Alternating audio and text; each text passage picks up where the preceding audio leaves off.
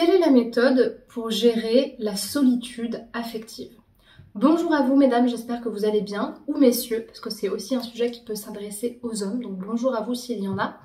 Je suis ravie de vous retrouver aujourd'hui pour ce sujet sur la solitude émotionnelle, la solitude affective, la peur d'être seul ou la sensation tout simplement de vide quand on est seul.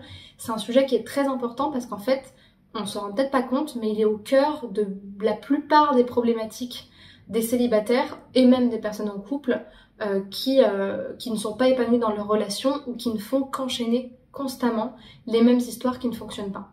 Si vous ne me connaissez pas, je me présente, je m'appelle Chloé Mercart, je suis coach, maître praticienne en programmation neurolinguistique, hypnothérapeute et spécialisée depuis 2019 dans l'accompagnement des femmes souffrant de dépendance émotionnelle et dans le renforcement de l'estime de soi. Si vous n'êtes pas encore abonné à la chaîne YouTube, je vous invite à le faire maintenant en cliquant sur le bouton rouge s'abonner en bas à droite de cette vidéo et en activant bien la cloche des notifications pour recevoir tous les soirs de la semaine les nouvelles vidéos qui seront mises en ligne. D'ailleurs, pour les femmes célibataires qui me regardent, là pour le coup c'est pour les femmes qui justement ont l'impression de galérer dans leur relation avec les hommes, de se faire avoir, de ne pas savoir comment se comporter, que dire, comment dire ce qu'on veut, comment savoir choisir un homme ou au contraire y renoncer.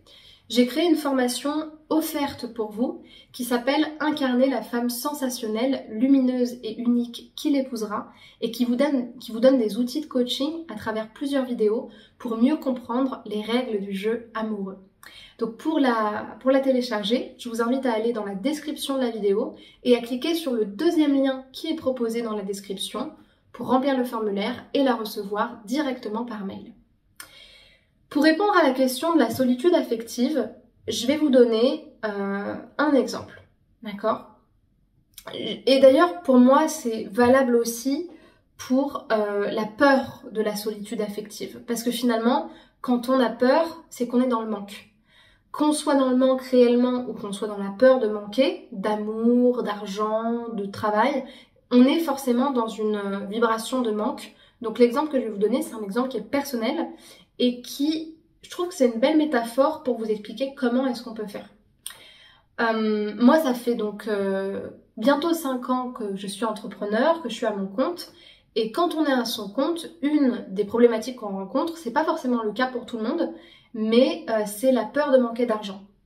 La peur de manquer d'argent, la peur de ne pas avoir assez de clients, la peur d'avoir des clients et en fait de ne pas avoir assez de clients ensuite parce que la roue tourne et qu'on a peur de manquer. Bref, pendant très longtemps et encore aujourd'hui, de par mon passé transgénérationnel, les valeurs, les croyances que j'ai reçues dans mon enfance, tout ce qui va toucher à la peur de manquer, c'est quelque chose chez moi qui est assez fort et contre lequel je me débat et contre lequel je m'accompagne chaque jour. Et en fait, je me suis rendu compte que je trouve la plupart des problématiques qu'on rencontre, que ce soit pour les entrepreneurs par rapport à l'argent, aux clients, mais aussi en amour par rapport aux relations ou au manque de relations, en fait pour moi c'est une erreur de travailler les problématiques uniquement en surface. Parce que le vrai problème quand on a peur de ne pas y arriver ou quand on a peur de manquer de relations, il n'est pas sur la situation réelle ou celle de surface ou celle qui est la forme, il est dans le fond en fait.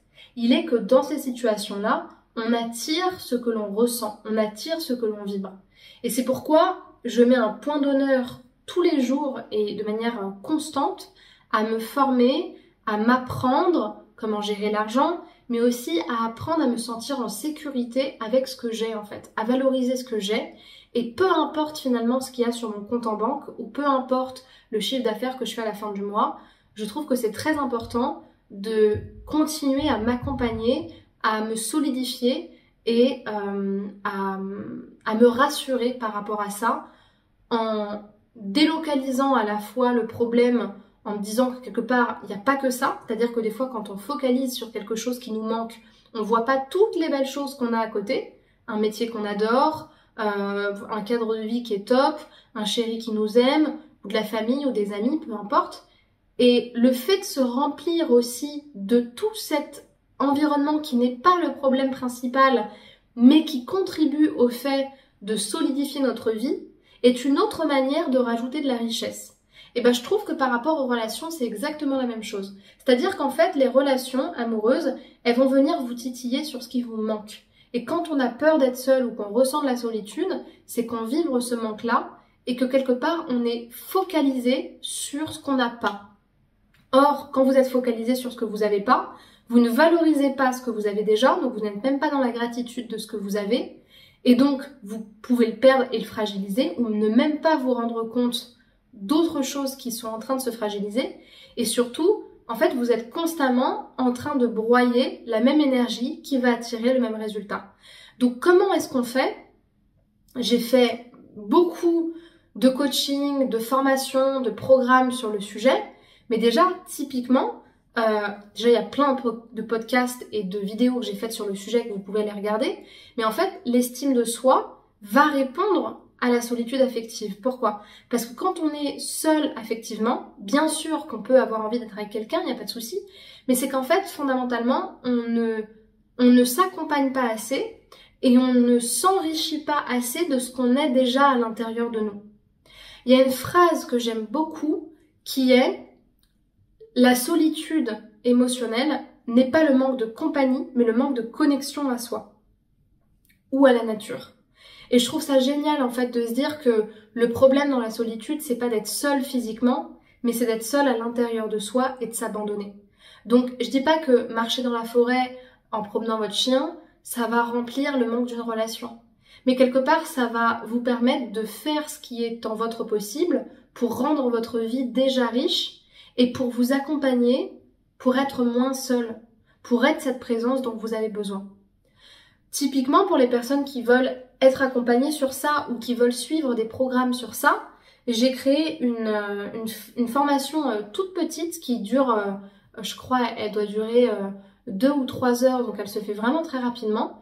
C'est un séminaire audio sur l'estime de soi qui s'appelle Être sa propre alliée, qui coûte 22 €, donc c'est vraiment très accessible à tout le monde et qui vous donne des outils issus du coaching pour améliorer votre estime de vous-même et donc améliorer votre présence à vous-même. Les personnes qui savent que cette solitude affective, elle a un impact sur leur relation, je vous invite à travailler la dépendance émotionnelle. Et pareil, il y a un petit programme, là c'est une série de 10 vidéos qui coûte 66 €, qui sont donc les 10 étapes pour sortir de la dépendance affective et qui vous aident en fait justement à renforcer votre estime de vous pour ne plus vous sentir seul affectivement et donc ne plus être seul. Et tout ça, c'est dans la description, tout est détaillé et je vous invite à aller regarder ça.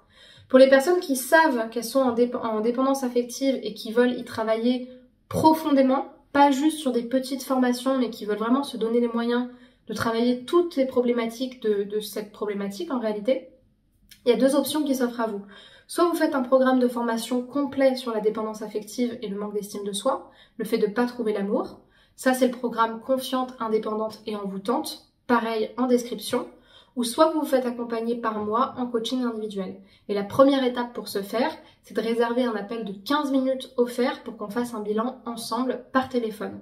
Donc pour le réserver, cliquez sur le premier lien dans la description de cette vidéo.